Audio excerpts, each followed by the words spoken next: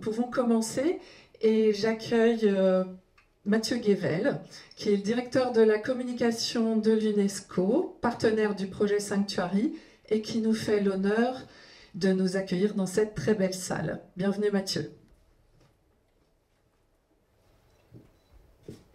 Bonjour et merci beaucoup. Bienvenue à l'UNESCO. Donc, je m'appelle Mathieu, je suis directeur de la communication de cette belle maison, la maison de l'éducation, des sciences, de la culture, où ce matin vous êtes invités à jouer à un petit jeu. C'est le fameux jeu de l'île déserte. Qu'emporteriez-vous dans vos bagages si vous deviez passer un moment sur une île déserte? Quel objet, quel livre, quel tableau, de quel site, de quelle ville, de quel paysage voudriez-vous emporter une image? Peut-être plus fondamentalement, de quels principes fondamentaux, de quels droits fondamentaux voudriez-vous garder la trace? Et si vous deviez expliquer à une forme de vie extraterrestre, c'est quoi être humain, ou peut-être même plus difficile, à vos petits-enfants, à vos descendants, qu'est-ce qui caractérise notre humanité commune? Vous voudriez raconter quoi? Vous voudriez montrer quoi? Alors, j'imagine que certains parmi vous commencent déjà à se faire la liste dans leur tête de ces fameux objets, de ces éléments de patrimoine commun qu'on voudrait emporter. Et on arriverait tous ensemble à une sorte de bibliothèque portative de notre humanité commune, à une encyclopédie visuelle de notre humanité commune. Cette bibliothèque, elle a un nom, elle s'appelle Sanctuary, et notre île déserte, c'est la Lune. L'UNESCO est extrêmement heureux de soutenir et d'appuyer ce projet pour deux raisons. Alors, la première, c'est que, par définition, l'UNESCO, c'est la maison des créateurs, la maison des innovateurs. Donc les audacieux, les gens qui ont des idées un peu folles, qui sortent du cadre, et ils sont ici chez eux. Donc quand Benoît Févelet est venu nous voir il y a maintenant 2 ans, 1 an et demi, 2 ans et demi, il m'a montré un petit objet qui ressemblait à un CD. Il m'a dit, je peux sortir l'album des best-of de l'histoire humaine. On a dit, bah bien sûr, allons-y. Alors, on a précisé les choses, on a commencé à avancer, et on a dit immédiatement, ça, c'est le genre d'idée qui nous porte au-delà de nous-mêmes, qui intéresse l'UNESCO, on y va. Et une deuxième idée fondamentale, c'est que l'UNESCO, vous le savez, notre signature, c'est cultivons notre humanité. Notre mandat, c'est construire la solidarité intellectuelle et morale de l'humanité. Et on le fait depuis 75 ans, en faisant justement ce genre de liste que vous connaissez. Liste du patrimoine mondial, liste du patrimoine vivant, liste des villes créatives, liste tout un tas de sites, de paysages, des géoparcs, des biosphères, que sais-je. Depuis 75 ans, l'UNESCO dresse cet inventaire général de ce qui nous unit comme humanité commune, au-delà des différences politiques, de langue, d'opinion. Et plus important encore que le résultat auquel on aboutit, et le type d'objet que l'on sélectionne, nous sommes convaincus que c'est le processus, c'est le chemin qui compte. Parce que dans le processus de sélection, de discussion, de partage de ces cultures, on réalise, on comprend que ce qui nous rassemble est beaucoup plus important que ce qui nous divise. Ce genre d'initiative est vraiment assez unique, assez exceptionnel, assez original. Et donc, pendant toute cette matinée, d'autres que moi vous diront mieux que moi tout ce que contiennent ces disques et la raison pour laquelle nous sommes ici. Je vous souhaite une excellente matinée et encore, bienvenue à l'UNESCO. Merci Annie. Merci Mathieu.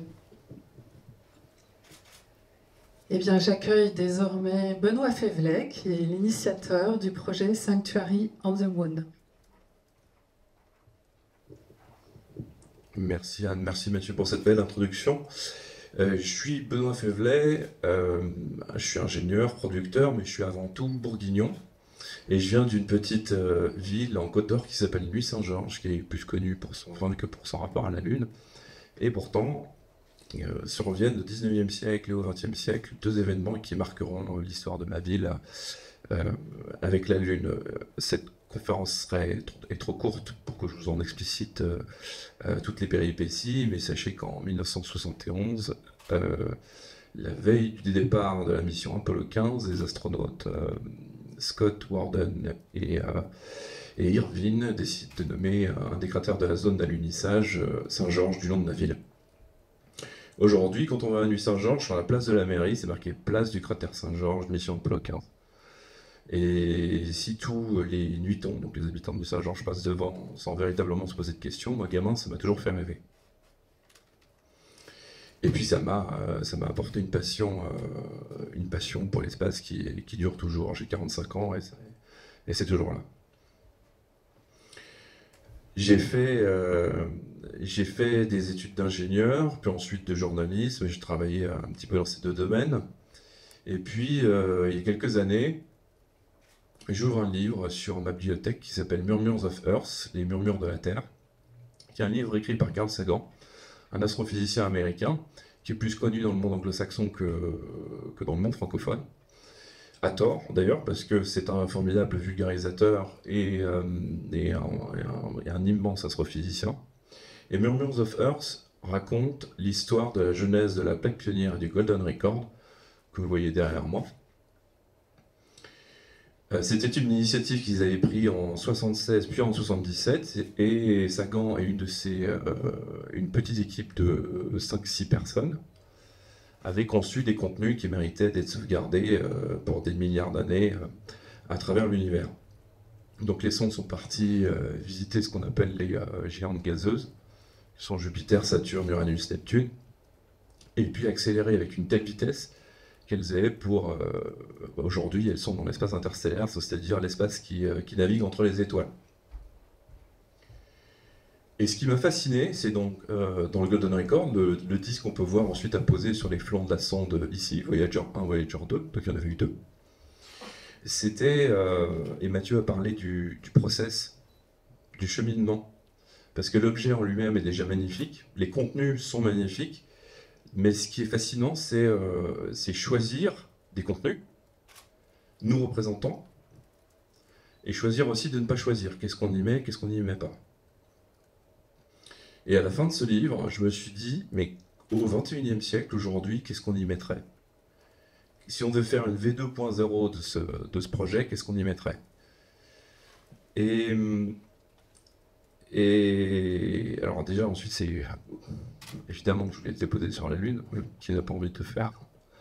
Et puis, et donc j'ai, comme Sagan, j'ai contacté des astrophysiciens, des paléontologues, vous pourrez en écouter 2 tout à l'heure, des graphistes, des spécialistes du big data, des généticiens, et commençait à se dessiner dans mon esprit une sorte de triptyque qui me semblait pas si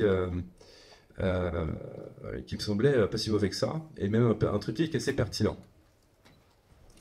Ce triptyque, c'est ce que l'on est avec des génomes. Et donc il y a 2 génomes qui ont été choisis en double aveugle au British Columbia Genome Science Center de Vancouver. Ce que l'on sait avec de la science, décliné autour de 5 disques, que sont déclinés par thématiques, que sont l'eau, la vie, la matière, l'espace et le temps. Et ce que l'on fait avec de l'art. Et avec notamment y intégrer une sélection du contenu UNESCO avec le patrimoine mondial, etc.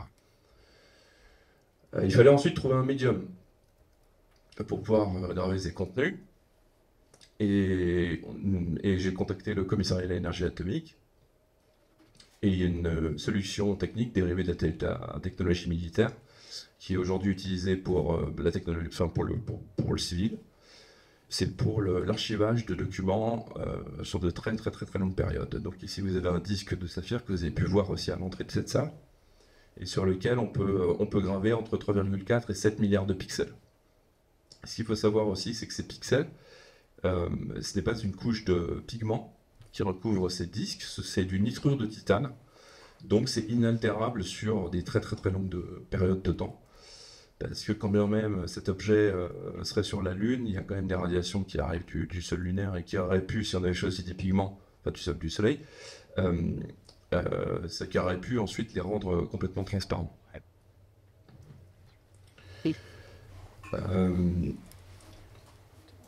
On a des contenus que j'ai organisés, qui ont été créés autour de 14 workshops à Paris, dans la région parisienne. Maintenant, ensuite, il fallait quand même trouver trouver une sonde évidemment qui puisse emmener ses contenus.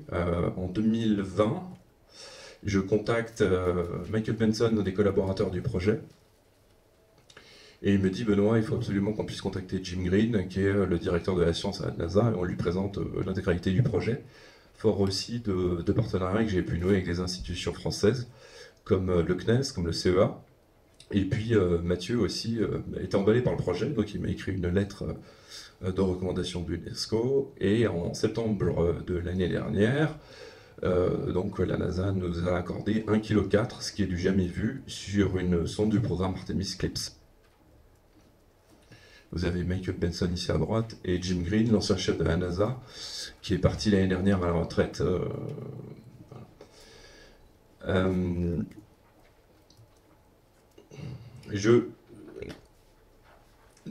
Sanctuary, c'est une sonde qui devrait partir en 2027, à bord, je vous l'ai dit, d'une sonde développée par un des sous-traitants de la NASA.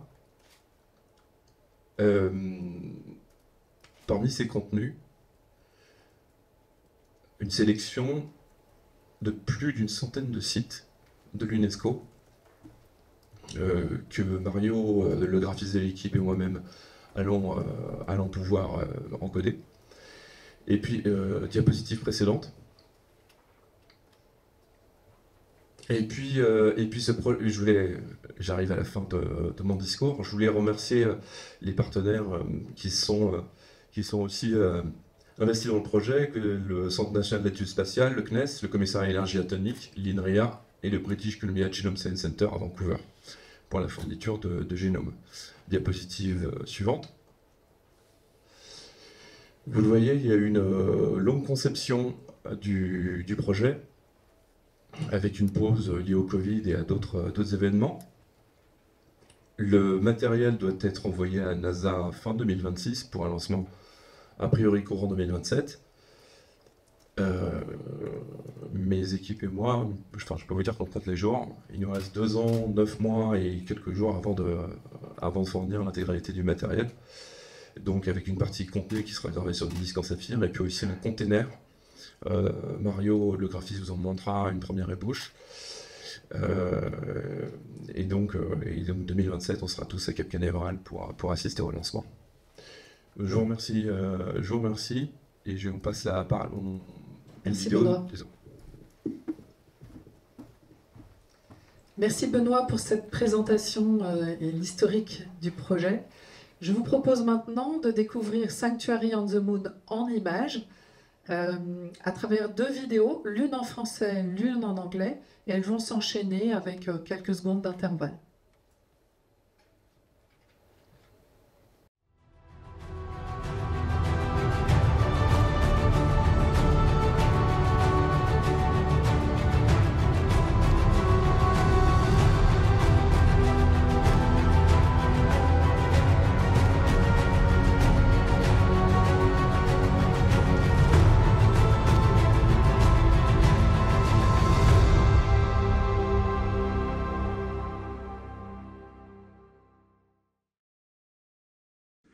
Hello, I'm Michael Benson. I'm a member of the Sanctuary team, and I'm curating 4 of the discs that will be going to the surface of the moon within the next few years with the Sanctuary time capsule. And I'm here with Jim Green, the former chief scientist of NASA during the time Sanctuary was proposed to NASA. That's right. So I called you way back 3 years ago. Yes. COVID was hitting the world. We were kind of cooped up at home, and I wrote you an email saying, Jim, do you have any time to talk in the next few days? And you said, how about now? Because we were cooped up. And I proposed this project to you Sanctuary, this Lunar Time Capsule project. And what were your thoughts? Oh, I thought it was a dynamite idea. When you think about that next step of being able to create a whole library of information where millions of people on this globe have contributed to our knowledge in astronomy and mathematics and history, and being able to select material from that describes what we've learned, what our culture is all about, That's right. and create a time capsule forever. Right, and also cultural production. I mean, I'm curating for a disc, as I said, and I'm determined to get a kind of a cargo of human genius in visual art, in literature, in architecture, in music, and other fields of endeavor, including the visual history, the history of our attempts to visualize the universe graphically, which I've done some work on with some books and so forth. And all of that together will work in the larger kind of symphony of all the content in Sanctuary, which will include the male and female human genome, which were distilled from data here in Canada, actually in British Columbia at the Michael Smith Human Genome Center. We're calling them genomenauts, human recipe that will, you know, we believe strongly that the synthetic sapphire of disks no bigger than this coaster will probably last on the lunar surface for hundreds of thousands, maybe even millions of years. Synthetic sapphire, any kind of sapphire, is extremely hard. It's the third hardest mineral. And so we have every reason to believe that the contents in Sanctuary will really endure, you know. That's fantastic. I mean, when you think about it, we are the first species on this planet that have the ability to leave and go to other solar system bodies. We're also the first species on this planet that recognize that we can become extinct.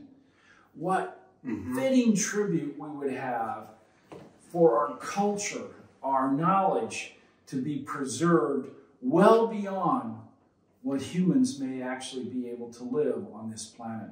And Sanctuary is that opportunity. Yes. So I think that when Benoit Fabely, who's of course at the press conference that we were making this tape for, and he can speak for himself, but I'm absolutely sure that when he had this fantastic idea of Sanctuary years ago now, he was influenced in part by previous projects to get our some aspects of our culture and civilization out. So that's Pioneer and Voyager, both the Pioneer program and the Voyager program. Yes. Those are 4 spacecraft on interstellar trajectories. They're leaving the solar system. And they had, you know, the famous plaque and the golden record and that you know, and that's very interesting and worthwhile. But because of our, you know, technology we've developed now in the 21st century, we can have a lot more content in Sanctuary. Right. It's very limited, the Pioneers and what the Voyagers did. When you think about it, you know, what could go on this disk these days are entire libraries of information. Indeed. You know, and that capability to preserve what humanity has done, even at a level like a library, I think is so critical for preserving knowledge of humankind well into the future. Yes. And, you know, there's one of the great figures in the history of spaceflight, Konstantin Tsiolkovsky, the great Russian spaceflight theorist who came up with key ideas that led to actual spaceflight, including multi-stage rocketry. And in fact, he cooked up the escape velocity, a very complex equation.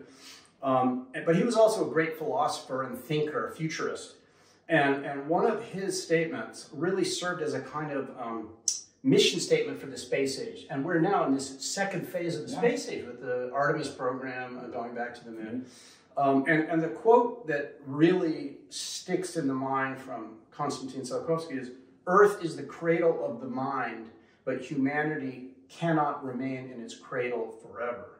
And I think Sanctuary is a fantastic realization of this idea. We are leaving the cradle with our brains, our imaginations, our technology, and our legacy of creative achievement. Yeah, it's fantastic.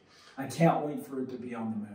So anyway, greetings to you in Paris, and we believe within 3 years or so we're going to be, you know, looking at a countdown. We're anticipating a countdown to take Sanctuary to the moon. So thank you for listening. All systems appear to be go, to use a cliche, and thanks a lot for coming out. Thank you.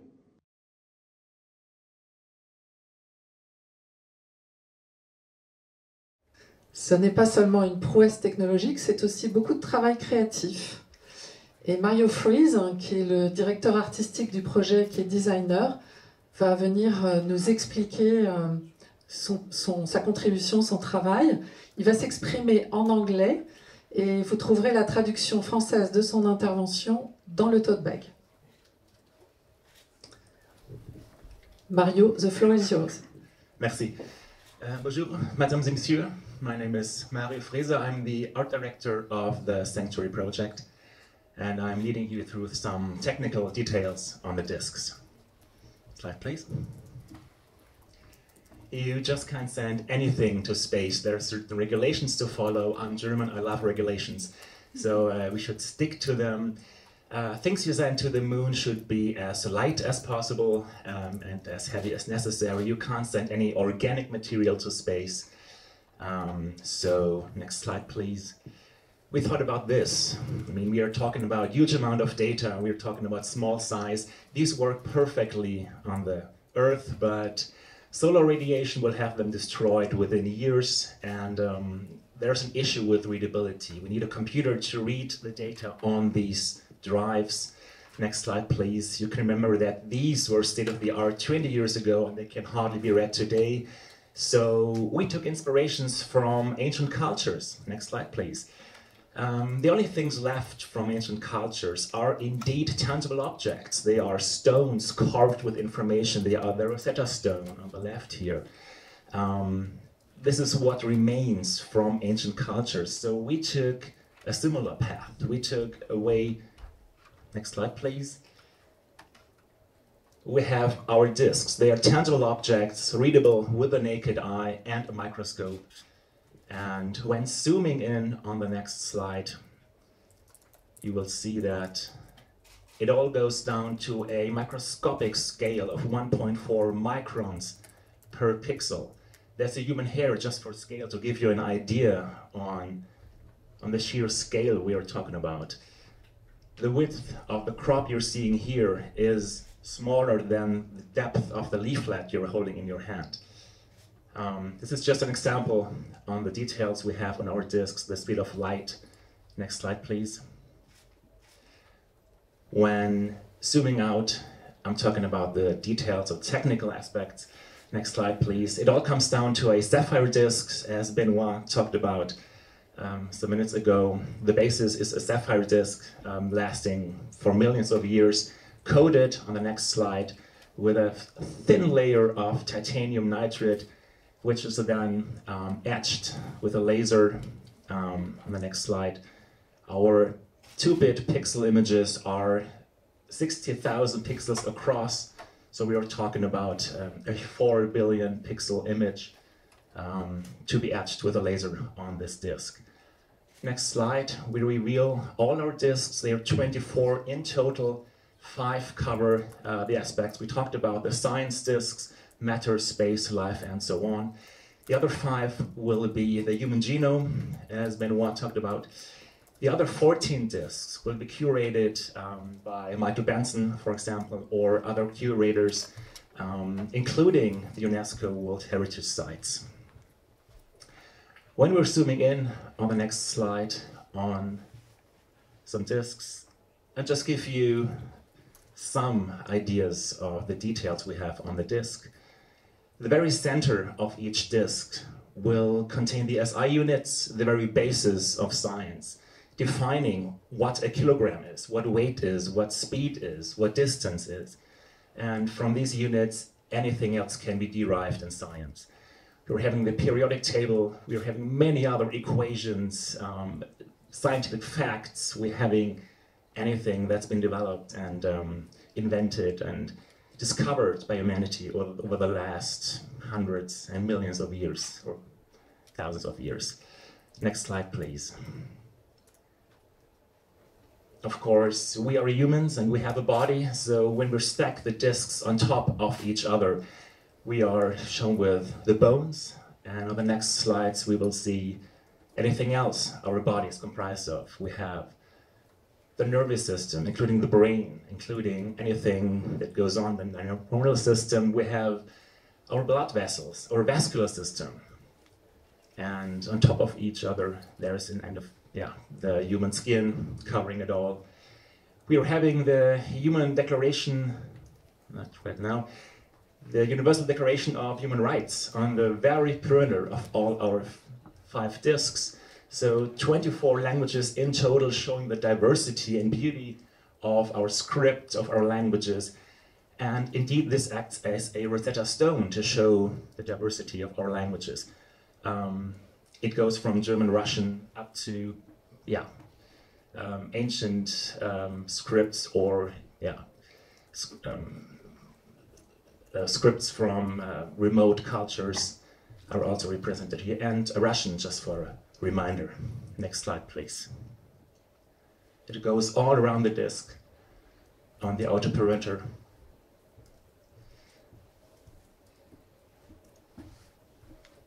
We're having a story, that's what we call these small aspects on our disks, about space exploration.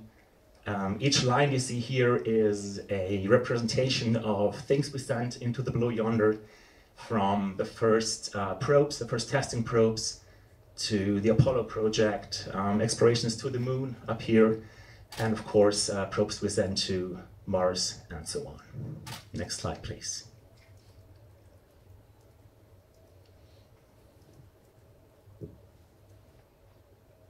Again, we have the SI units. In the middle we have one of the first cinemas actually invented in France. And now we're going on to the genome disks. They are so huge. We actually need 4 of them to cover all of its content. All these black and white pixels you're seeing now is a 2-bit encoding of the human genome, anonymized, of course, for certain reasons. And sprinkled in is a manual and an explanation on how scientists sequence the human genome and how it can be encoded for future generations from these 2-pixel gibberish you see here. Next slide, please.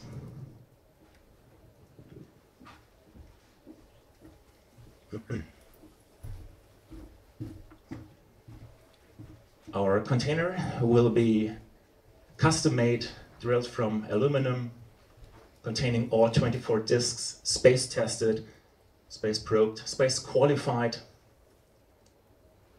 The disks will be sealed with screws, tight forever, ready to go to the moon. Merci. Thank you, Mario. Maintenant, nous accueillons 2 experts, chacun dans leur domaine, qui ont contribué à la production des contenus scientifiques. Donc, je vais accueillir Jean-Sébastien Steyer, qui est paléontologue.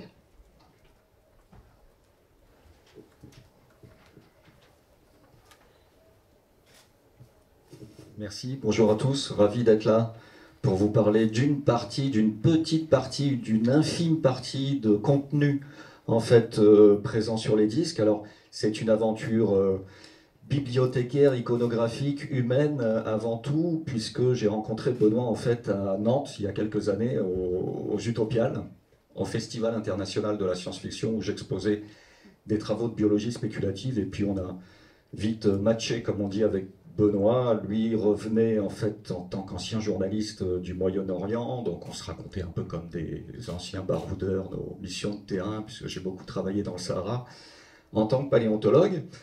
Et puis les Utopiales sont passées, le temps est passé, et quelques années en fait après, Benoît me rappelle en me disant: écoute, j'ai pensé à toi pour faire partie de l'équipe des scientifiques dans Sanctuary. Alors j'ai été honoré, parce que ce n'est pas tous les jours qu'on nous demande en tant que scientifique de contribuer à une telle épopée humaine, culturelle, patrimoniale et scientifique. Et je lui ai dit: écoute, c'est un grand honneur, mais je ne suis que paléontologue. Moi, je gratte la croûte terrestre à la recherche de fossiles. J'ai plus de coups de soleil en fait au niveau de la nuque que sur le front, parce que j'ai plus la tête du coup penchée sur les roches que là-haut. Surtout que là-haut, sur la Lune, il n'y a pas de fossiles. Et puis j'ai réfléchi un petit peu quand même, je me suis dit, bon, il n'y a pas de fossiles, certes, mais il y a des traces. Il y a des traces, alors non pas d'une espèce disparue, genre dinosaure, mais d'une espèce encore en vie, l'humain. Et chaque trace sur la Lune c'est un gisement archéologique, un patrimoine archéologique en devenir. Donc je me suis dit, ce qui serait intéressant, c'est de faire le lien avec ces traces qui nous racontent quelque chose aussi sur nous-mêmes, notre finitude en tant qu'espèce humaine. 300 000 ans, c'est rien. Ces traces-là, elles sont sur la Lune, sans atmosphère, sans érosion. Alors il y a des radiations qui peuvent altérer certaines choses, mais ces traces-là, elles sont là quasiment pour l'éternité. Donc, en tant que paléontologue, je me suis penché en fait sur cette notion de temps. Diapositive, s'il vous plaît. Et puis, je me suis dit, pour voyager en fait loin, il faut aussi savoir d'où l'on vient. Donc, en tant que paléontologue, j'ai essayé de réfléchir et de distiller des informations sur nos origines multiples et notamment nos origines en tant qu'organismes vivants, hein, avec les 3 hypothèses classiques sur l'origine de la vie. Alors soit elle est d'ailleurs, comme le chantait si bien Pierre Bachelet, et nous sommes des briques d'acides aminés qui viendraient, en fait, selon le modèle fameux de la panspermie, de l'univers entier, qui aurait en fait déversé par des impacts météoritiques des petites acides aminés résistantes qui se sont assemblées, etc. On connaît la suite. L'autre hypothèse, la vie viendrait en fait du fond des océans, au niveau de ce qu'on appelle des fumeurs noirs. Et puis la troisième hypothèse aussi que j'ai illustrée, et que Mario a magnifiquement bien retranscrit d'une manière graphique, c'est l'origine de la vie dans ce qu'on appelle la soupe, ce qu'on appelait autrefois la soupe primitive. En fait, on préfère employer le terme de soupe primordiale parce que, comme le disait De Vos, je n'ai rien contre les primitifs, ils ont tout inventé, mais en même temps, le terme de primitif est connoté, donc on évite maintenant en paléontologie, en évolution des espèces, ce terme-là. Et en tant qu'espèce vivante, il me fallait en fait injecter donc ces 3 hypothèses retenues par la science, hein, ce sont des modèles, des hypothèses de travail, comme il y en a beaucoup en science, et aussi montrer que toutes les espèces sont liées entre elles grâce à l'arbre phylogénétique des taxons. En français, c'est l'arbre du vivant, pour montrer en fait que tout est lié, que nous avons un ADN commun avec le chimpanzé, certes, mais le diplodocus ou la pâquerette, et que tout ça s'inscrit dans une longue histoire, celle de l'histoire de la vie, qui s'échelonne sur plusieurs milliards d'années, et que notre espèce à nous, c'est juste une petite brindille infime, en fait, sur cet immense buisson du vivant, mais une brindille intéressante, puisque aujourd'hui, elle a laissé, enfin aujourd'hui, à l'échelle des temps géologiques, elle a laissé des traces sur une autre planète, et c'est une étincelle de vie qui va nous permettre de réfléchir aussi sur nous-mêmes. Merci. Merci Jean-Sébastien. Nous allons maintenant écouter Jean-Philippe Uzan, qui est astrophysicien.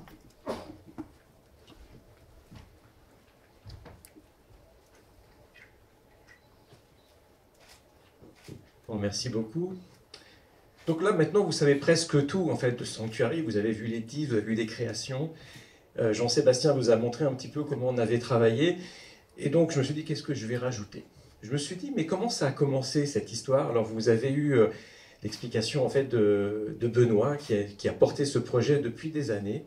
En fait, pour moi, ça a commencé presque un peu au début parce que je crois que c'était juste avant Noël. Je reçois un mail dont le titre est Golden Record. Et c'était, je crois, le 21 décembre 2013. Et là, il y a un jeune homme qui se recommande d'un de mes collègues américains qui s'appelle Ted Jacobson. Et ce collègue avait assisté quelques mois plus tôt, ici même à l'UNESCO, à une table ronde dans laquelle je participais. C'était dans le cadre des Nuits de l'origine. Et j'avais évoqué Carl Sagan, j'avais évoqué le Golden Record, le petit point bleu pâle aussi, et cette importance de regarder ce petit caillou, notre Terre, vous savez, ce seul petit point sur lequel se concentrent toutes les sommes de ce que l'humanité a fait, toutes nos vanités, juste ici, vu de l'extérieur, et comment l'astronomie change notre regard du monde. Et je me suis dit, il faudrait refaire ce geste de Carl Sagan, parce qu'il commence à dater, notre vision du monde a changé, il faudrait le réinitialiser. Et donc je reçois ce mail, nous nous rencontrons, en fait très très vite, on réalise qu'on a des références communes, qu'on a des envies d'espace communes, et puis qu'on a le même lien au Golden Record et à l'œuvre de Carl Sagan. Alors nous discutons, pourquoi ne pas refaire le Golden Record et l'envoyer dans l'espace? Pourquoi pas? Allons-y. C'est comme ça que ça a commencé. Alors bien sûr, on arrivait chacun à ce point par des histoires différentes, mais c'est là que ça a commencé. Échange de mails pendant toutes les vacances de Noël. 9 janvier 2014, le premier dossier Sanctuary est prêt, en fait. Et déjà, dedans, à l'intérieur, on écrit la suite logique du Golden Record. Donc c'était déjà dans les premières ambitions de ce projet. Et initialement, le but était de faire une collection de photos de notre univers, de notre humanité, pardon, pour la sonde ExoMars qui devait partir en 2016. Alors ça n'a pas abouti, mais l'aventure commençait. Elle commençait un peu, vous savez, comme ce genre d'aventure que vous lancez entre amis autour d'un dîner, puis là vous vous posez les questions, hein, où aller, comment, pour y faire quoi, avec quel argent. Donc en fait, on ne savait pas, mais on partait. Et donc diverses pistes ont été explorées, l'équipe s'est agrandie en gardant quand même l'idée d'une équipe qui est réduite mais variée pour être efficace. Et Sanctuary se constitue en un projet collaboratif, collectif, afin de répondre à toutes ces questions. Mais avant tout, c'était un rêve, vous voyez, un peu comme un rêve d'enfant qui regarde le ciel et se disent malicieusement « et si on y allait ?» Alors on y est allé, et vous voyez, ça fait 10 ans quand même qu'on a pédalé dans cette direction. Et le rêve a du mal à trouver son lanceur. On a rencontré de nombreuses institutions, tu le disais, l'Agence spatiale, le CNES, divers musées. On nous a écoutés, parfois poliment, parfois avec intérêt, mais ça a eu du mal à avancer. Et là, je dois reconnaître que Benoît a une ténacité qui dépasse de plusieurs ordres de grandeur la mienne, et heureusement, parce que sinon, je crois qu'on ne serait pas là aujourd'hui. On parle de Mars, on parle de Mercure, on parle de l'orbite terrestre, et puis peu à peu, on se dirige vers cet objectif qui est l'objectif Lune. Une forme, une technologie de gravure, un langage sont trouvés, mais pour l'instant, on cherche encore le lanceur. 9 juin 2016, un mail de Benoît, je vous le lis dans le texte, l'introduction. « Dear guys, the minimal budget is met. Next year, if everything goes as planned, our babies would land on the hills of Taurus Littrow, landing site of the last Apollo mission. » Voilà, c'était parti. Alors, 2017, vous n'avez pas entendu parler du fait que nous avons déjà déposé des disques sur la Lune. Bien sûr, il y a eu un certain nombre... le chemin était plus compliqué que possible et nous sommes ici à parler d'aller sur la Lune, mais c'était l'objectif. Alors clairement, la dynamique était lancée, le groupe s'est ouvert, on a eu de plus en plus de collègues qui nous ont rejoints de différentes disciplines et tout s'est construit pour faire ce que vous avez découvert aujourd'hui. Alors quand on se lance dans un tel projet, il y a un certain nombre de questions qui se posent et qui se dressent sur votre chemin. Que doit-on inclure ? Sous quelle forme? Comment assumer que l'exhaustivité est impossible? Quelle légitimité a-t-on? Pour qui faisons-nous ce geste? Vous êtes nécessairement obligé de vous poser ces questions, mais comme à chaque fois que vous créez n'importe quoi. Alors bien sûr, il serait ridicule de vouloir compiler toutes les connaissances humaines, ridicule et impossible. Toute création nécessite de faire des choix et être empreinte des limites, des regards de ceux qui la conçoivent. Nous avons donc dû définir un certain nombre de principes directeurs, vous en avez vu certains. Illustrer la localisation de l'humanité dans l'espace, le temps, la matière et aussi le vivant. Cartographier sa connaissance actuelle du monde, mais aussi ses doutes, prendre en compte toute sa diversité, et puis surtout prendre en compte le fait que nous étions dans un espace qui était grand, cet espace des disques peuvent stocker énormément de choses, mais un espace qui est limité. Alors, ça n'allait pas être une encyclopédie, il fallait assumer l'incomplétude, il fallait aussi trouver un langage pour combiner mathématiques, sciences, poésie, graphisme, pop culture et plein d'autres choses. Et comme vous l'avez vu, c'est un travail collaboratif, donc ce qui compte, c'est le travail, l'œuvre cohérente qui en résulte. Chacun a amené ses petites pierres, elles se sont fondues en fait dans ce grand tout, il ne faut pas essayer de le décortiquer. Et d'ailleurs, sur ces pierres que vous voyez là, elles ne sont pas signées, on ne sait pas quels sont les gens qui ont amené ces pierres. Et d'ailleurs, les créateurs de tout ce contenu ne sont pas nommés explicitement à l'intérieur du disque. Ensuite, il était évident qu'il fallait absolument assumer que nous étions juste nous, ne pas avoir de légitimité représentative. Nous avions eu l'idée, nous avions eu l'envie, et pour moi c'était suffisant. Il n'y avait pas besoin de demander d'autorisation. Et d'ailleurs, à qui l'a demandé?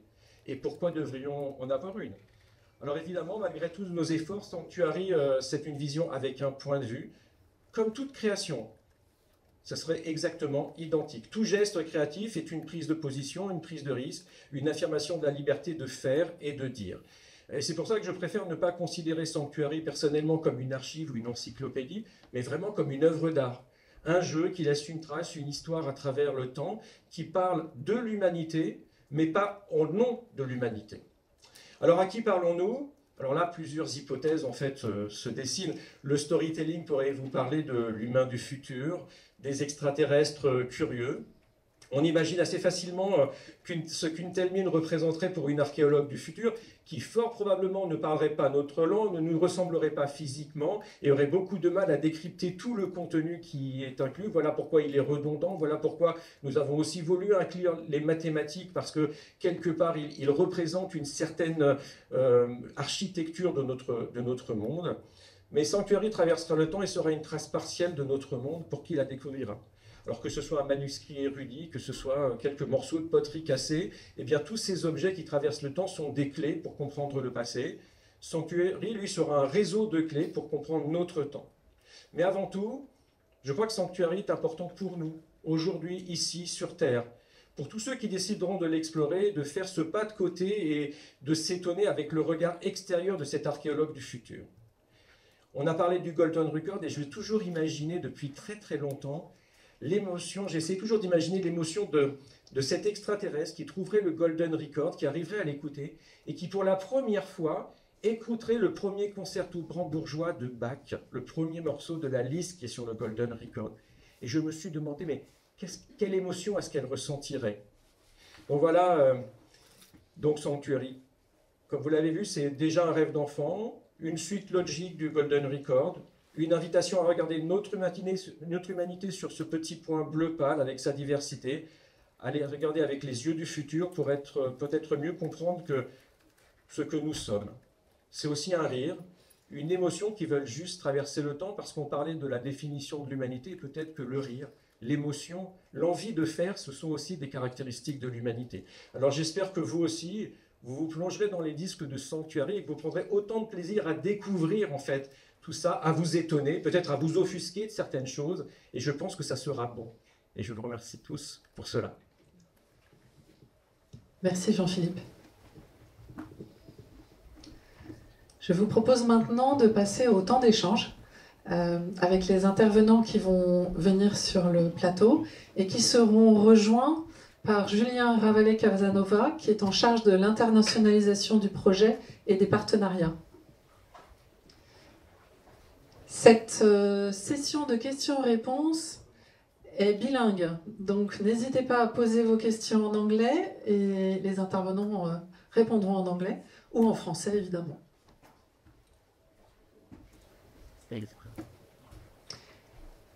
Et il y a un micro qui va circuler dans la salle, donc n'hésitez pas à lever la main pour demander la parole.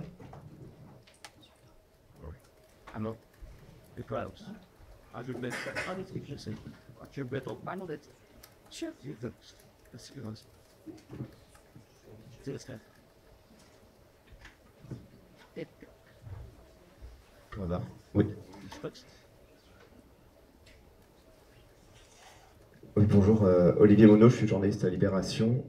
J'avais 4 questions, je voulais me dire si je pourrais répondre à toutes. Je suis là, si vous me cherchez, là devant. La première, en fait, je me demande combien ça a coûté et qui sont les financeurs. La deuxième question, c'est que j'ai cru comprendre que tous les disques n'étaient pas encore gravés. Donc, est-ce qu'il y en a sur lesquels vous n'avez pas encore décidé ce que vous allez mettre? Ou est-ce que ça y est, tout est bouclé? La troisième question, c'est un peu la dernière intervention de M. Usan sur finalement qui va lire plus tard. Je me souviens que c'était une question que se posaient beaucoup les gens qui enfouissent des déchets nucléaires. Et je me demandais justement comment on a parlé de la pierre de Rosette aussi, comment vous avez fait en sorte pour que peut-être, je sais pas, quelqu'un puisse lire quand même ce que vous avez mis là-dessus et comprendre.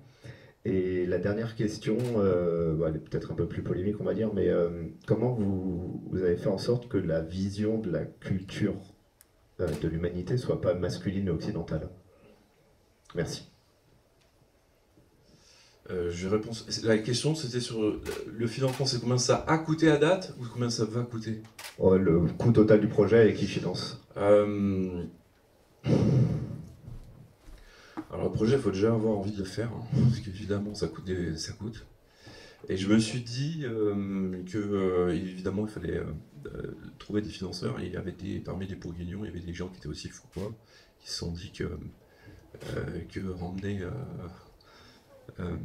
Sanctuary sur la Lune, c'était quelque chose qui méritait d'être fait.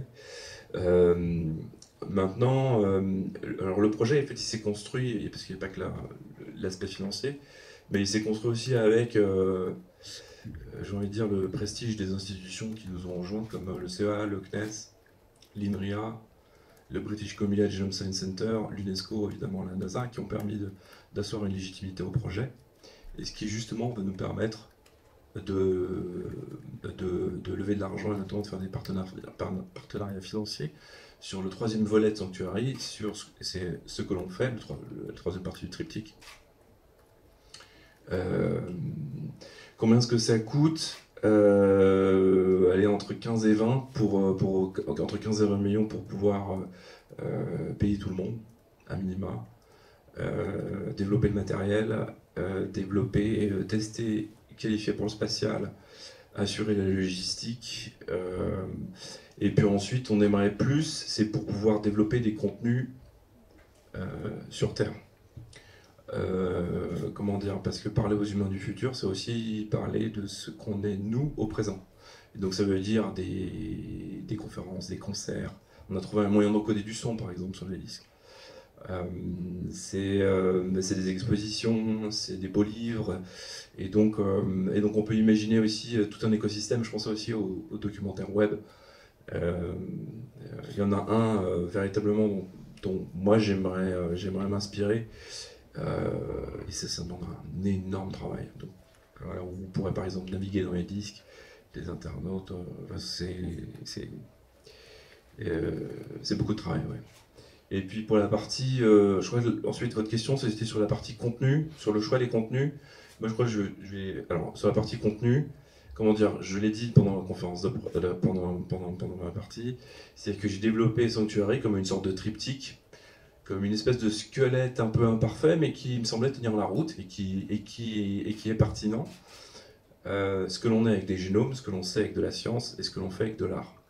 La question c'était surtout sur est-ce qu'il y a des disques encore ouverts sur laquelle. Alors il y a il y a encore des disques vierges. On en a 8 qui sont finis à 80-90%. Il y en a 2 qui sont en cours. Et il y en a 14 autres qui vont être gravés. Sachant que, je ne vais pas dire qu'on a fait le plus dur, mais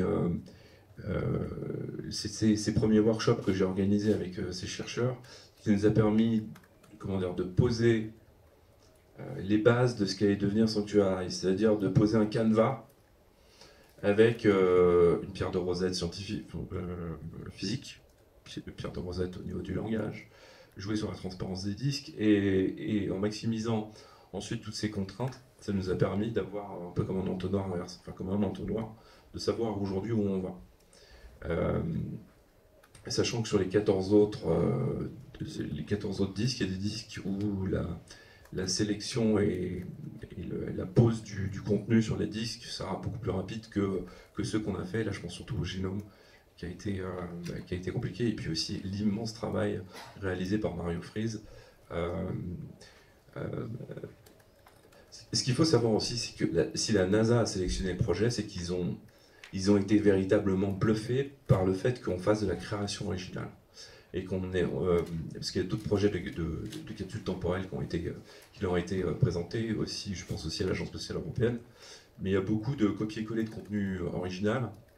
Là, quand on crée des contenus donc pour le futur, mais aussi pour aujourd'hui, je pense que c'est ce qui a véritablement parlé à Jim Green, donc l'ancien chef de la science à la NASA. Je vais peut-être reprendre un petit peu ce que vous avez dit, votre question sur la diversité, parce qu'évidemment à l'UNESCO c'est quelque chose qui nous intéresse particulièrement, et c'est pour ça qu'un premier point à dire, c'est que l'UNESCO ouvre entre guillemets ses étagères et ses armoires et les listes déjà constituées depuis plus de 75 ans au projet Sanctuary. C'est des listes, comme vous le savez, qui contiennent le résultat de ce que un certain nombre d'États membres ont déjà eux-mêmes choisi de mettre en valeur, de sélectionner et d'inscrire sur les fameuses listes de l'UNESCO. Il y a 1299 sites du patrimoine mondial inscrits sur les listes, avec 750 réserves de biosphère, des centaines de géoparcs, des villes créatives, et l'UNESCO rassemble dans ses archives, dans ses documents, le miroir du monde entier. Et c'est évidemment quelque chose qui nous tient particulièrement à cœur, et si cette dimension n'était pas partie intégrante du projet, le soutien de l'UNESCO n'aurait pas pu être accordé, bien évidemment. Donc ça, c'est un élément central. Bien sûr, il y a également dedans, dans ce projet, de ce que nous croyons, des principes qui sont proprement des principes universels. Déclaration universelle des droits de l'homme, Déclaration universelle du génome humain, l'ensemble des connaissances scientifiques par toute l'humanité, et peu importe où elles aient été inventées ou découvertes, elles sont proprement universelles. Ensuite, et Benoît l'a dit, en effet, il y a maintenant un volet qui peut-être est plus collaboratif, qui doit aussi être conçu comme une invitation à la contribution, des gens qui, par votre truchement, vont découvrir le projet, vont être intéressés pour contribuer, vont se rapprocher du projet. Et encore une fois, c'est cet aspect collaboratif, inclusif, qui doit être, qui s'ouvre maintenant et qui va continuer à enrichir le projet.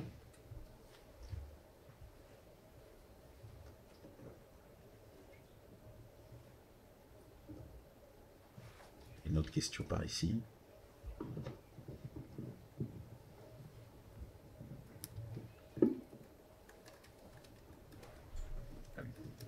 Bonjour, Cyril Azoubi, journaliste à Ça m'intéresse. Je vais reprendre un petit peu la question précédente. J'ai pas bien compris. Alors j'ai compris le budget, entre 15 et 20 millions d'euros, mais j'ai pas bien compris qui le finançait. Bonjour monsieur. Donc d'abord c'est de l'argent privé. C'est Benoît qui a travaillé avec des amis, des familles, de la love money comme on dit en bon français, essentiellement des amis bourguignons, qui sont mobilisés pour payer, financer les premières étapes. Tout à fait, voilà, donc on n'est pas du tout, on n'a pas encore atteint justement ce budget-là, et on en est assez loin.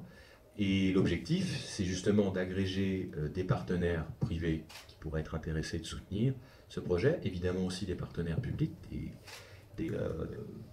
en France, à l'international. Et d'ailleurs, c'est quelque chose qu'on n'a peut-être pas tout à fait signalé, pas clairement, c'est que ce projet a une vocation internationale, c'est-à-dire qu'il a commencé en France, il devient maintenant un partenariat franco-américain avec le partenariat que nous avons avec la NASA.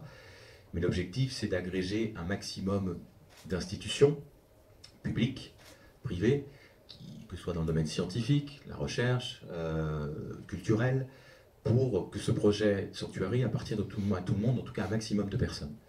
Et donc sur le financement, on appelle, enfin on cherche, on travaille actuellement avec différents partenaires privés, et c'est les choses que nous devons faire dans les mois qui viennent. La mission qui est devant nous, c'est la création culturelle, enfin, tout le volet culturel de Sanctuary. Et là-dessus, ça va nécessiter beaucoup de curation, mondiale, dans tous les domaines qui seront traités. Ça coûtera un petit peu d'argent, il va y avoir on cherche aussi des artistes, des personnes de partout dans le monde qui souhaiteraient venir s'agréger au projet pour en faire un projet universel. C'est quelque chose qui n'a pas vocation à nous appartenir, mais il appartient à un maximum de personnes, à tout le monde. Et donc on est dans une phase à la fois d'internationalisation du projet et de financement, de complément des financements déjà réalisés. Je peux enchaîner sur deux petites questions liées à la première. Pour avoir un ordre d'idée, combien coûte le gravage d'un seul disque? Ça, c'est la première question. Et la deuxième question, c'est dans tout l'ensemble du projet, qu'est-ce qui va coûter le plus cher? J'imagine comme ça, de manière intuitive, que c'est le lancement lui-même, mais peut-être pas. Donc, je ne sais pas. Voilà, je vous pose la question. La gravure des disques sur la partie hardware, c'est cher, mais c'est pas si cher que ça. En fait, comment dire, c'est la création originale qu'on met sur le disque. C'est vous prenez n'importe quel album d'un grand groupe de musique, ils vous diront bah c'est pas le CD la gravure du CD qui coûte cher, c'est ce qu'on a mis sur le CD. Ensuite, c'est qu'est-ce que ça coûte? En fait, dans le budget que je vous ai donné, il y a une énorme part aussi en industrie qui est prise en compte par la NASA, donc, qui nous offre le lancement. Et 2, parce qu'on a un lancement de secours. Si la première mission venait à échouer. Et je pense avoir poser votre question. La curation. Il y a des curations artistiques, mais c'est toutes les équipes à payer. Comme je l'ai dit, si vous voulez faire de la création originale, et puis de la très belle création originale, il faut bien payer les gens. Et ça, c'est bien important parce que d'abord, pour et de rassembler les éléments comme ça. Mais pourquoi la NASA a sélectionné Sanctuary? C'est justement, cette création originale est fondamentale, une curation mondiale objectif. Par exemple, c'est un vrai challenge, réunir dans le domaine, mettons, de l'art, des personnalités qualifiées qui vont pouvoir nous aider à choisir, à identifier les œuvres d'art de tous les continents qui vont pouvoir figurer sur les disques. C'est quelque chose qui prend du temps et il faut quand même, entre guillemets, même si on espère que beaucoup de gens feront ça entre guillemets pro bono, gratuitement, ça coûte de l'argent. Ça coûte de l'argent aussi de mettre tout ça en œuvre, en place. Et donc vous prenez toutes les composantes de Sanctuary dans le domaine de l'art, mais par exemple, au sens large, les disques qui vont venir, c'est un travail immense. Et voilà, ce qui compte, finalement, c'est ça. Plus la technologie, ce qu'on n'a pas précisé quand même, c'est une technologie, les boîtes qui seront envoyées, le conteneur qui sera envoyé sur la Lune, est fabriqué à Toulouse. Et au demeurant, c'est la première, alors c'est un petit chose de français, mais c'est la première technologie française posée sur la Lune. Donc c'est une petite fierté pour les Français. Et donc ça aussi, ça coûte un petit peu d'argent.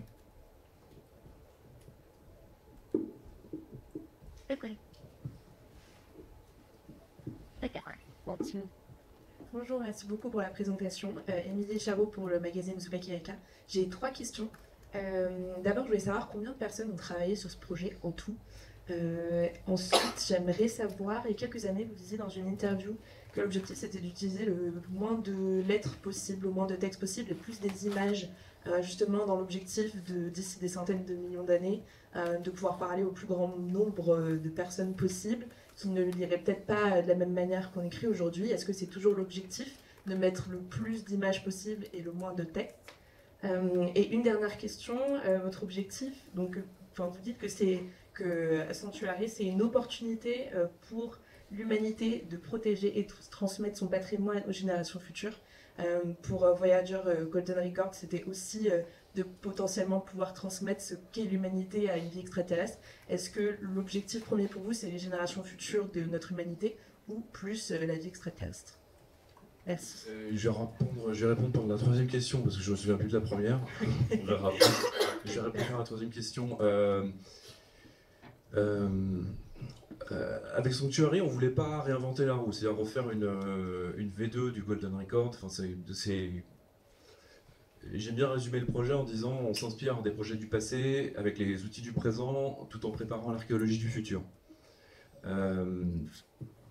Maintenant, maintenant, il y avait quand même le rapport à la Lune qui moi, remonte à très loin. Et puis, vu la proximité de la Lune, qui est à 384 000 km, vraisemblablement, s'il y a des découvreurs de Sanctuary, je pense que ce serait peut-être plus nos descendants dans un très très très très lointain futur, au niveau des probabilités de découverte. Ensuite, il y avait la deuxième question, c'était sur... La deuxième question, c'était sur l'utilisation des images plus que le texte. Ça, je crois que ça, Jean-Philippe va pouvoir en répondre. Je vais d'abord juste compléter un petit peu sur cette histoire de pour qui est-ce qu'on écrit. Je pense que c'est vraiment une question primordiale, et puis ça répond aussi à la question que vous avez posée sur les stockages de déchets radioactifs. En fait, quoi que vous fassiez, vous laissez des traces. D'accord? Alors c'est bien et c'est mal. C'est-à-dire que vivre d'une certaine façon, c'est un peu polluer, c'est changer son environnement. Et ça permet aux gens du futur d'apprendre à comprendre ce qu'elle était leur passé, mais parfois il y a des risques. En particulier les stockages de déchets radioactifs. On a discuté avec des gens de l'ANDRA parce que c'était une question qui se posait. Vous stockez des endroits, quelque chose, vous ne voulez pas qu'on y touche, comment est-ce que vous allez faire traverser dans le temps un message? Le support en fait que vous allez utiliser va se détériorer. C'est aussi pour ça qu'on a une gravure qui n'est pas numérique. Il n'y a pas besoin d'avoir un lecteur de ce disque-là. Vous le lisez avec vos yeux, éventuellement avec une loupe, avec une goutte d'eau pour grossir. Donc vous allez pouvoir l'explorer si vous avez des yeux. Donc ça c'est déjà une hypothèse sur les gens qui vont regarder ces disques-là. Mais ils n'ont pas besoin d'avoir d'ordinateur, de lecteur de CD, parce qu'il aurait fallu leur donner finalement cet instrument. Donc quand vous avez un message, il faut le message, mais il faut aussi l'objet qui décrypte ce message, sinon ce message est inutile. Donc cette idée de faire traverser des choses dans le temps est très importante. On l'a pour les déchets radioactifs. Il y a une autre expérience que j'ai découverte il n'y a pas tellement longtemps, que j'ai échangé avec vous, sur ce céramiste allemand qui s'appelle Martin Kunze, qui a acheté une mine de sel à Hackstatt, et c'est un céramiste, et il grave sur des plaques de céramistes plein de choses sur l'histoire de l'humanité. Et il se dit, je veux que ça perdure. Je veux que ça traverse le temps, parce que c'est important qu'il y ait des choses qui traversent le temps. Le papier ne traversera pas le temps. Tout ce que vous avez stocké sur des clés USB ne traversera pas le temps. Et donc, on est dans une époque qui produit énormément d'informations, qui est l'époque dans laquelle on a produit le plus d'informations. Comment est-ce qu'on fait pour que cette information puisse traverser le temps? Alors, c'est vrai, avant de penser aux extraterrestres ou à l'humanité du futur, c'est une question de quelques siècles, de quelques milliers d'années. C'est-à-dire qu'aujourd'hui, les structures, en tous les cas, c'est ce que je comprends, c'est qu'il n'y a rien qui nous permette d'assurer la pérennité de toute l'information que l'on connaît, qui est stockée dans les data centers et tout ça, à plus de quelques siècles. Donc comment est-ce qu'on va faire? Comment imaginer l'humanité quand vous n'avez plus vos ordinateurs, vous n'avez plus vos clés USB, vous ne pouvez plus lire les CD, les livres sont devenus poussière. Comment est-ce que vous vous débrouillez? Et puis bien sûr, on le sait, ça parce que ça s'est déjà produit dans l'histoire de l'humanité, c'est que les langues ont évolué. Si vous prenez, on parlait de la pierre de Rosette, eh bien ces langues sont oubliées. Comment est-ce que vous allez faire comprendre quelque chose à des gens qui n'ont probablement pas la même structure cognitive que vous, le même langage, la même culture, et éventuellement sur des grandes échelles de temps, et ça je laisserai parler Jean-Seb s'il veut sur la théorie de l'évolution, peut-être même pas la même apparence que nous et le même physique. Souvent en astrophysique on dit que l'humain du futur, du très très long futur, est un extraterrestre pour nous. Donc en fait parler à l'humanité du futur ou un extraterrestre c'est pareil. Et c'est là où on a repris les idées qui étaient dans le Golden Record et dans tous les messages qui ont été faits aux extraterrestres, c'est de chercher, mais finalement est-ce qu'on peut trouver des fils fondamentaux dans l'univers? Alors aujourd'hui, alors peut-être qu'on a faux, mais ça c'est une hypothèse qu'on fait, on pense que les mathématiques, le 0, le 1, le nombre pi, sont des choses qui, quelle que soit la façon dont vous questionnez le monde, vous allez les découvrir. Peut-être pas sous le même langage, mais en fait la réalité qu'ils vont regrouper, en fait, vont être quelque chose d'universel. Si je ne croyais pas dans l'universalité des lois de la nature, je ne ferais pas de la physique. Parce que je ne pourrais pas dire que les processus dans une autre galaxie sont les mêmes, et donc je ne pourrais rien dire sur cette galaxie. Je vivrais dans un monde assez magique où je ne pourrais connaître que mon entourage. Donc on fait cette hypothèse qui est l'hypothèse que tous les scientifiques font. Et donc il y a cette universalité, et c'est pour ça que vous avez vu les bases des mathématiques, les bases des atomes et des molécules. Dès que vous avez un atome d'hydrogène, eh bien c'est génial, parce que l'hydrogène c'est le composant le plus abondant de l'univers. Tout le monde qui a commencé à faire de l'astronomie va détecter de l'hydrogène. Il va détecter l'arrêt à 21 cm. Ah ben voilà, on va pouvoir commencer à expliquer ce que c'est qu'un centimètre, et ainsi de suite, et ainsi de suite. Pour arriver à reconstruire cette histoire, alors pas de façon complètement exhaustive, mais de donner les éléments clés, parce qu'il y a des éléments clés dans cette évolution-là, et vous avez vu au centre, et ça pour moi c'est un truc très, très symbolique et très très fort, il y a le système international d'unité, et ça aussi c'est l'histoire d'une longue histoire qui a commencé avec les mêmes questions que vous posiez à la Révolution française, de définir un mètre et un système métrique par des Français qui se disent mais on veut faire quelque chose pour tous les temps, pour tous les peuples. Comment est-ce que l'on fait en partant de notre point de vue de créer quelque chose qui est universel et qui est pour tous les temps, pour tous les peuples? Et c'est la définition du mètre, la création de la Convention du mètre en 1875, du système d'unité que vous utilisez sans vous poser de questions, et qui quelque part fait culture. En fait, on est là, on ne questionne plus ce que c'est. Et pourtant, ça a une origine, et cette origine, on ne peut que l'assumer, parce que ça, c'est l'histoire qui le fait. On ne va pas réinventer les lois de Newton, on ne va pas réinventer les mathématiques, et donc on les met telles quelles. Et ça, c'est pour ça que, quelque part, c'est une base. Alors ça, c'est la science, on va dire, dure, parce qu'elle a cet avantage, la science dure, d'être un point de vue de nulle part, grâce à la méthode scientifique. Ce savoir-là doit en principe pouvoir être redémontré, reprouvé, voilà, par n'importe qui prendrait le même chemin avec la même méthode. Et c'est aussi pour ça que ce savoir est important. Et ensuite, on passe dans la dimension culturelle. Et là, dans la dimension culturelle, le point de vue de la personne qui parle commence à prendre de l'importance. Et ça, aujourd'hui, c'est exactement le débat actuel, c'est de savoir qu'est-ce que l'on dit et qui le dit. Parce que si vous voulez faire passer un savoir qui est personnel comme une vérité universelle, vous allez tomber dans un certain relativisme, et c'est quelque chose qu'on a essayé d'éviter. Donc voilà, il y a des œuvres d'art qui vont être des œuvres d'artistes, il va y avoir des textes qui vont être attribués à certaines personnes, et la seule responsabilité qu'il y a, c'est la responsabilité du choix, au même titre que c'est la responsabilité que vous avez quand vous commandez les livres d'une bibliothèque que vous allez ouvrir au public. Vous avez une responsabilité, ou comme libraire, des livres que vous allez donner à vos clients qui vont pouvoir trouver. Et ça, cette responsabilité, il faut bien sûr l'assumer, c'est une responsabilité éditoriale. Et là, on sait très bien qu'il va falloir varier les points de vue, et c'est très difficile. Donc au début, on est parti un petit peu naïvement, on était vraiment une toute petite équipe, et on a essayé de montrer la diversité de l'humanité. Par exemple, dans un des disques, vous pouvez trouver de façon un petit peu cachée les 7000 et quelques langues qui sont parlées par l'humanité aujourd'hui avec leur nombre de locuteurs. Voilà, donc on a un petit truc, chaque pixel représente je ne sais plus combien de locuteurs, et vous avez ces différentes langues, avec écrit le nom de la langue dans cette langue-là, dans son alphabet. Éventuellement, pour la langue où il y avait des espaces assez grands, on avait mis des berceuses dans cette langue-là. Alors bien sûr, quand vous avez que 10 locuteurs, vous n'avez pas l'information, et d'ailleurs même les linguistes, des fois, ne sont pas tout à fait d'accord entre eux de savoir est-ce que c'est un patois, est-ce que c'est une langue. Et là, on arrive à la limite du savoir scientifique. Mais vous voyez, on a essayé de prendre ça en compte. Vous avez vu voilà, cette déclaration des droits de l'homme dans un certain nombre de langues. Alors bien sûr, il y a des très grandes langues, mais il y a des langues un peu moins parlées, un peu moins connues. Une, par exemple, qui me tient beaucoup à cœur, comme l'Inuktitut, donc la langue des Inuits. Et donc voilà, donc, je pense qu'on peut arriver à montrer qu'il y a cette diversité-là. Après, on pourrait aller plus loin. On pourrait se dire, est-ce qu'on ouvre au public en disant, ben voilà, envoyez-nous des choses qui sont importantes pour vous. Et on y a pensé. On a même pensé, je me rappelle, à mettre des photos des visages des gens du monde entier en disant envoyez-nous un selfie de vous et de votre famille. On en a une certaine collection de ces photos-là. Et la question, eh ben, c'est dans un partenariat comme ça, qu'est-ce qu'on peut mettre, qu'est-ce qu'on ne peut pas mettre, parce qu'il y a des questions de droit, il y a des questions législatives aussi sur Terre. Donc ça, c'est quelque chose qui va avancer. Moi, j'aimerais bien que ça soit quelque chose de débattu. Il y a des choses qui ont été aussi données par le public. Par exemple, vous avez peut-être vu passer des dessins d'enfants. Il y a plusieurs centaines de dessins d'enfants qui ont été récoltés par une de mes associations qui travaille dans les hôpitaux français. Et donc, on a fait dessiner les enfants, on a travaillé avec eux, on leur dit voilà, il y a quelque chose qui va aller sur la Lune, raconte-nous une histoire. Et c'est en principe des enfants qui sont en maladie longue et qui ont fourni des dessins, des rêves d'enfants sur la Lune. Et voilà, on essaye de nourrir comme ça et on sait qu'on n'arrivera pas à représenter tout le monde, on le sait. Et c'est pour ça, et que je l'ai dit, et que ça c'est mon point de vue, il n'a pas besoin d'être partagé par les autres, mais que pour moi, c'est avant tout une œuvre d'art. Voilà. Si je peux juste compléter ce que tu viens de dire. Vous avez posé la question à qui on parle.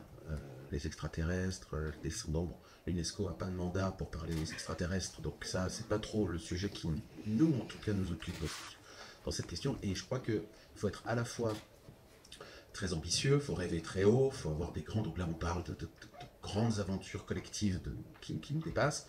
Il faut aussi être très modeste, très conscient. Il n'y a pas grand-chose qui se transmet au-delà de quelques générations. Là, on se projette sur des millions d'années, et c'est très très bien. La technologie d'aujourd'hui nous permet de rêver à ça.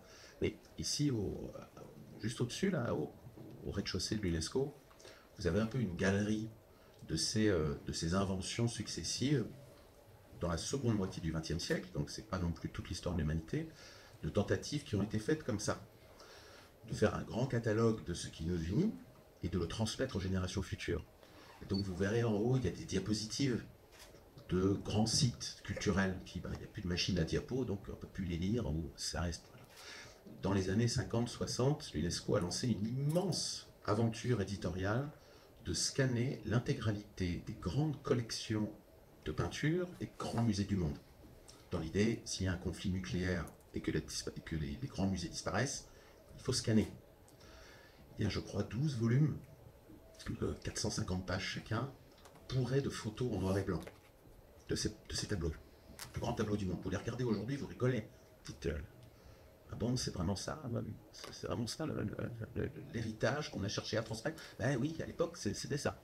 Sans doute que vos petits-enfants ou nos descendants, ils vont regarder les disques, dire, ah là là, ça c'était le bon vieux temps, on faisait ça sur des disques en saphir, ou on faisait, ah là là, aujourd'hui on a dépassé, on ne sait pas.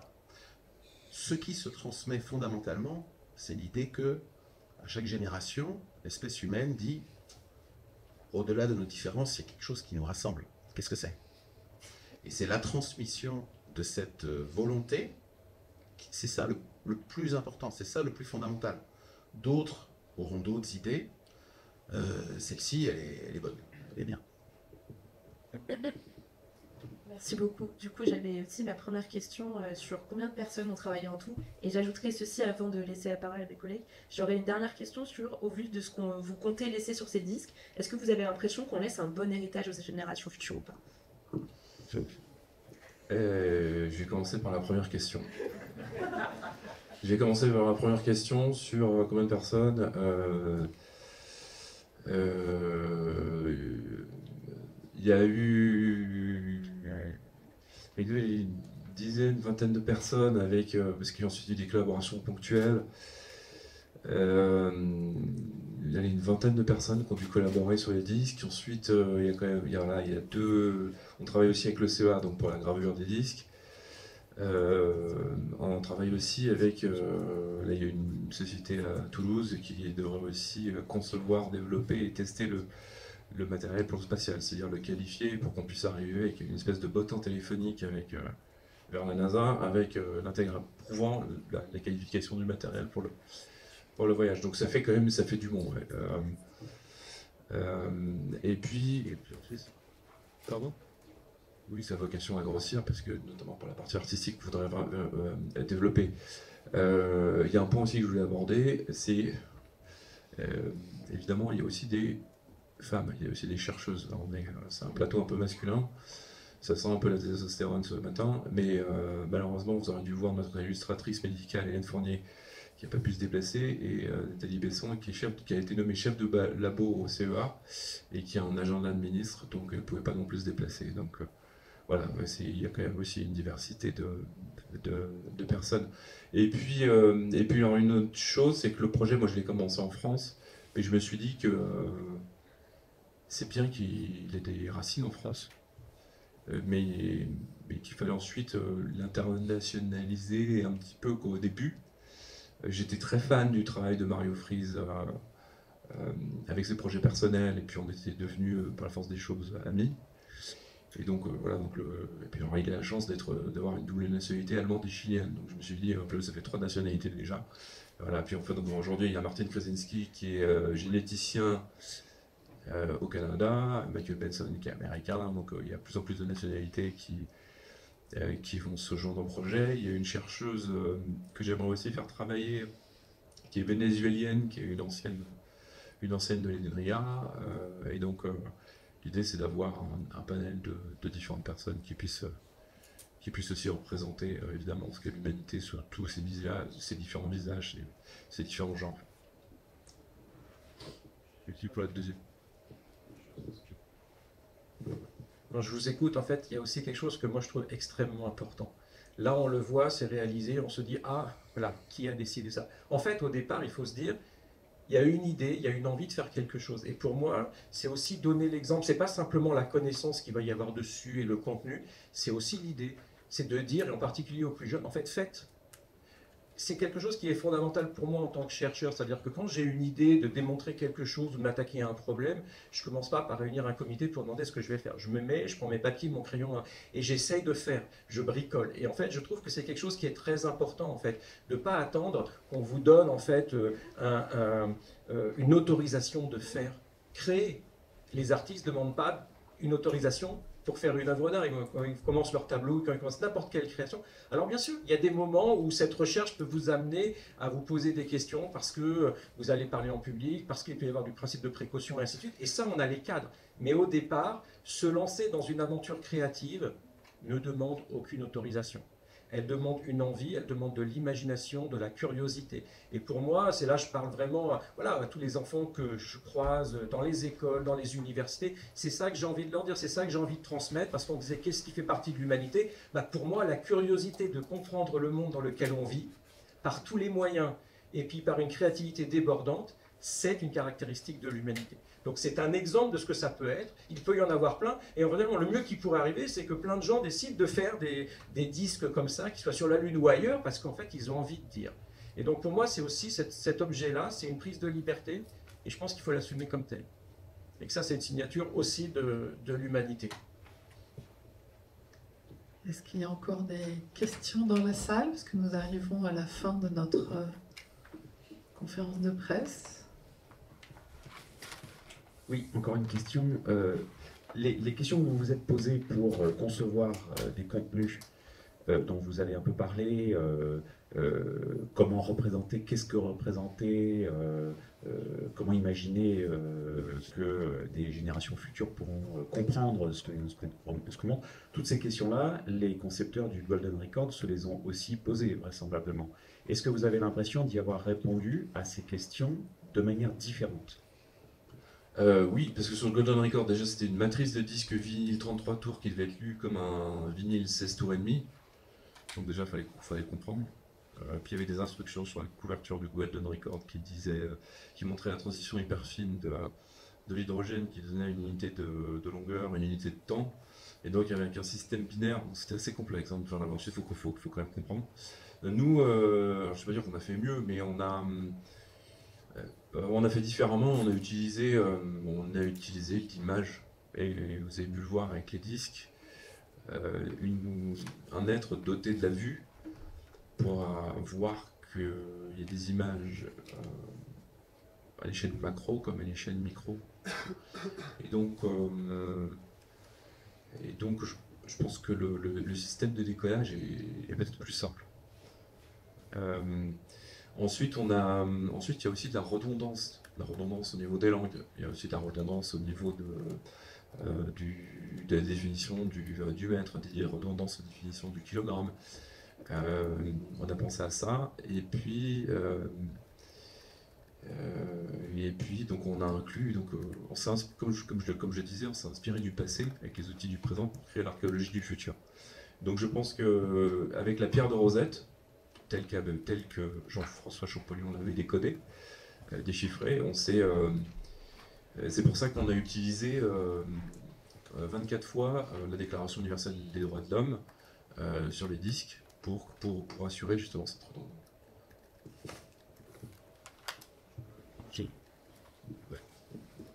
Donc il y a eu le Golden Record, il y a eu le message d'Arecibo par exemple, où là aussi les gens ont essayé à partir du 0 à 1, les premiers atomes, les acides aminés jusqu'au vivant, pour essayer sur un petit message de donner certaines informations.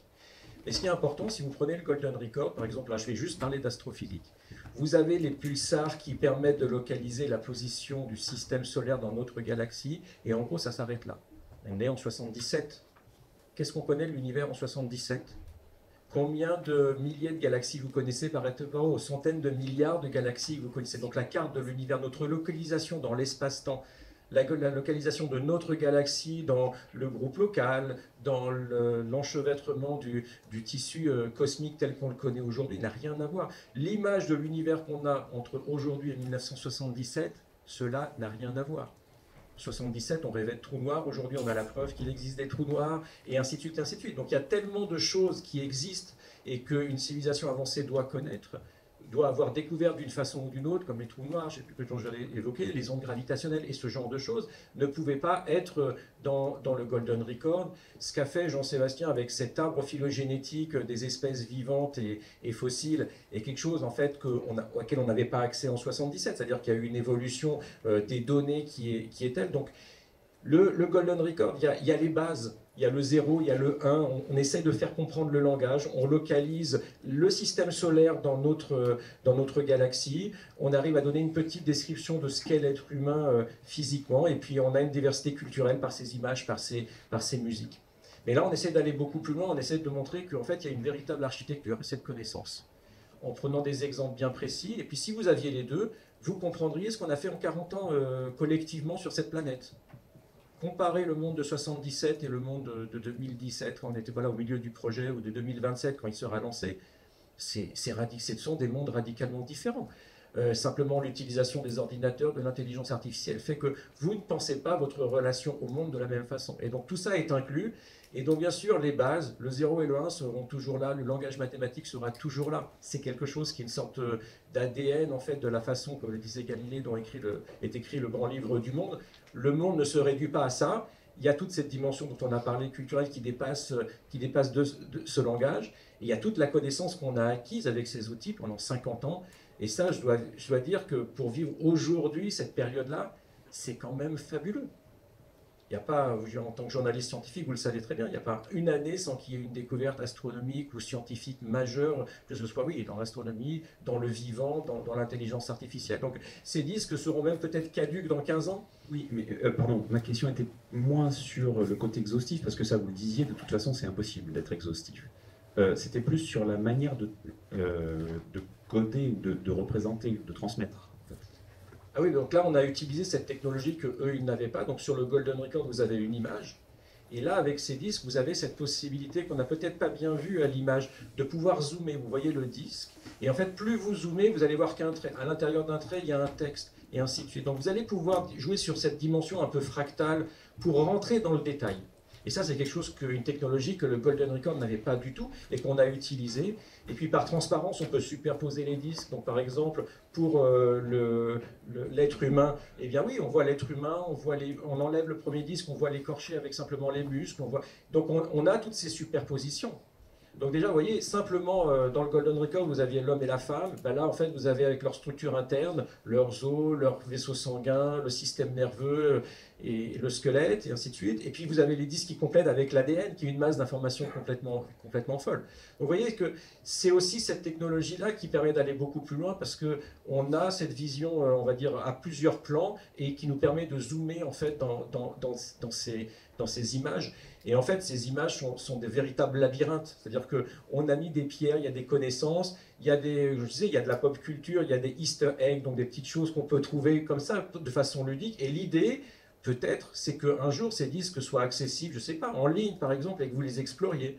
Et qu'une communauté se mette à aujourd'hui, se mettre à se dire, tiens, qu'est-ce que c'est l'humanité qui prenne ces disques et qui, voilà, comme fasse un forum et dire, ah, j'ai trouvé ça, j'ai trouvé ça, j'ai trouvé ça, parce que le temps que vous allez mettre à explorer tout ce qu'il y a dans ces disques va pouvoir vous occuper pendant une grande partie de votre vie. Donc c'est un petit peu ça l'idée aussi, c'est-à-dire de jouer sur cette chose-là et de pouvoir stimuler, en fait, tiens, je ne savais pas ça, et vous allez prendre un livre, ah, et vous voyez, c'est aussi un déclencheur d'une attitude par rapport à la connaissance, vous donner envie de rentrer dans cette connaissance en utilisant ce côté à la fois artistique, à la fois ludique, et de naviguer comme dans un livre où il n'y aurait pas un début et une fin. C'est-à-dire c'est un peu ça le problème des livres en général, et Internet avec les liens a permis de changer cette vision-là.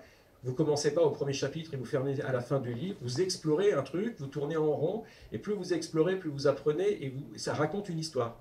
Mais cette histoire, en fait, sera différente pour chacune des personnes qui va se lancer dans cette exploration. Et ça, je pense que c'est quelque chose qu'il n'y avait pas, en fait, qui n'était pas possible à l'époque du Golden Record. Donc voilà, on a utilisé ces technologies-là, et je pense que ça nous permet de raconter des histoires de façon très très différente. Si je vais rajouter une dernière chose, c'est que la technologie offerte par le CEA, avec ces disques, le container final avec ces 24 disques, et ben chaque disque aura entre 3,5 et 7 milliards de pixels. Donc vous voyez des objets assez, on peut dire modestes, des objets très réduits. Ah oui. Si vous deviez conserver, vous savez, la résolution pour aller du numérique vers le film, enfin, vers l'imprimé, on peut imprimer des disques de 10 mètres de diamètre. Donc c'est-à-dire avoir des choses monumentales, et puis en faire et puis faire genre des expositions qui, on pense, peut accueillir un très large public. Jean-Philippe le disait aussi, c'est que sur l'intégralité de la centaine de milliards de pixels qui sera inclus,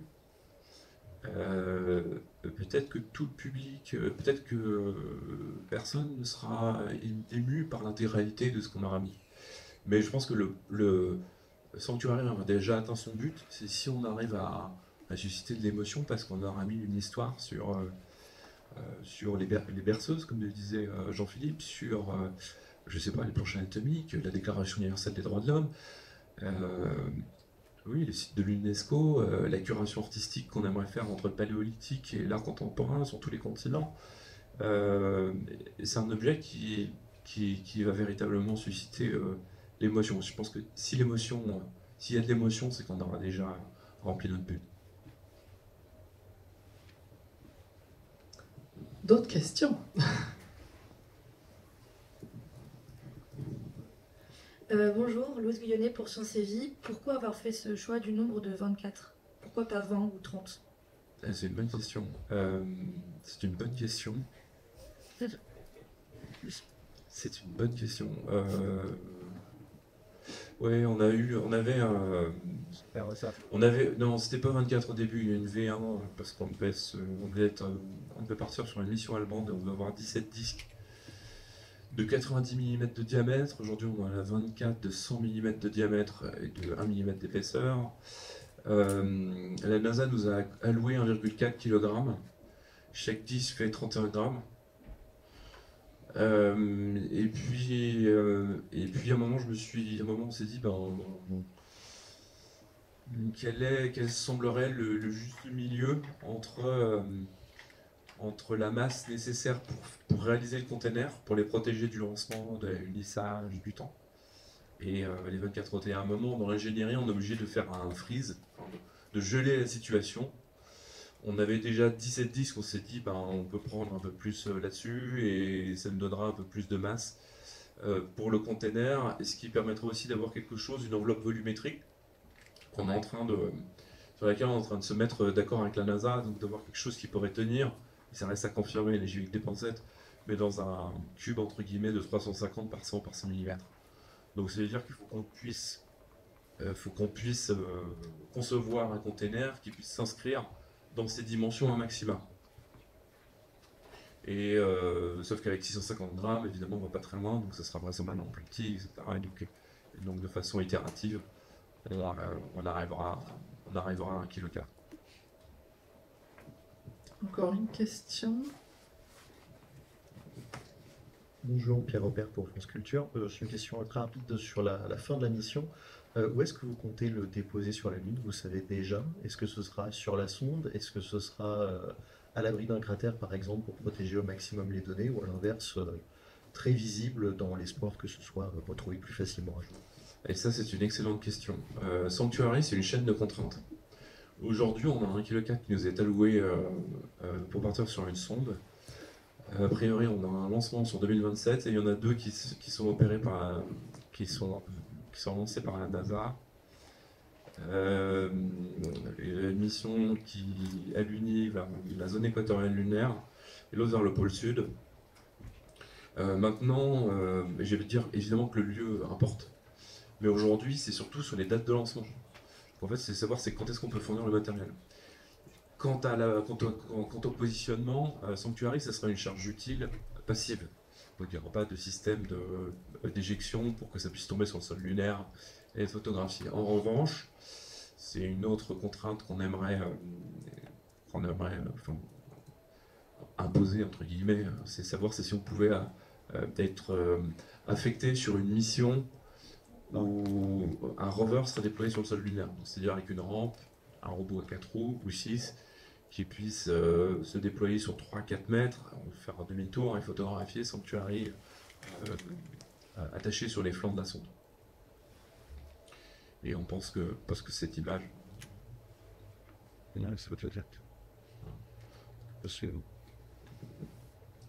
Une ultime question?